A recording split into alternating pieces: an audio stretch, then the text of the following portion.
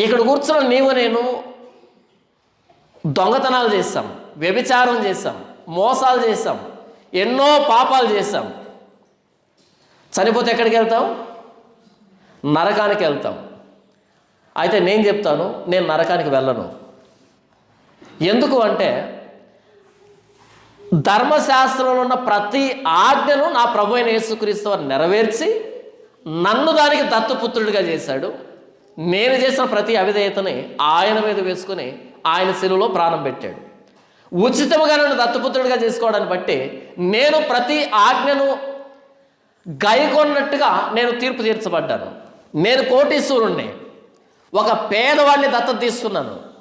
దత్తత తీసుకోకముందు ఆ వ్యక్తి పేదవాడు, ఒక్కసారి దత్తత జరిగిన తర్వాత ఈ కోట్ల ఆస్తి మీద ఆ వ్యక్తి వారసుడు అవుతాడు. అలాగే యేసు ప్రభులోనికి రాకముందు నేను పాపాత్ముని, నేను కాదనలే.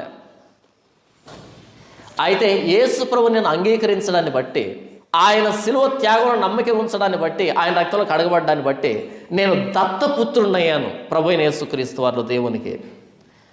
అప్పుడు నా పాపమంతా యేసు ప్రభు మీద ఆరోపించబడింది కాబట్టి ఆయన శిలువలో ప్రాణం పెట్టాడు, పాప శరీరాకారంగా మార్చబడ్డాడు.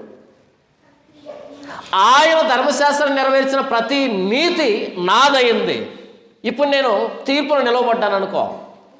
నువ్వు జాన్పాలు కదా, నువ్వు పలానప్పుడు దొంగతనం చేస్తావు, పలానప్పుడు వ్యభిచారం చేస్తావు అని అంటే నేనంటాను ఎస్ చేశాను, అందుకే కదా యేసు ప్రభు శిలువలో ప్రాణం పెట్టాడు. మరి నువ్వు పరలోకానికి ఎలా వస్తావంటే నేను చేసిన దాన్ని బట్టి కదా నేను వస్తూ ఉన్నది. నా ప్రభు అయిన యేసుక్రీస్తు నన్ను దత్తపుత్రుడిగా చేస్తున్నాడు కాబట్టి ఆయన నీతి నాకు ఆరోపించబడింది.